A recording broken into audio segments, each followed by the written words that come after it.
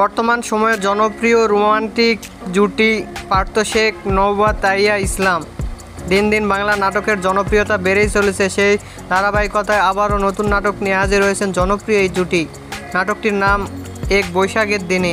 এ নাটকটিতে অভিনয় করেছেন বর্তমান সময়ের আলোচিত অভিনেতা পার্থ শেখ ও আলোচিত অভিনেত্রী নওবাত তাইয়া।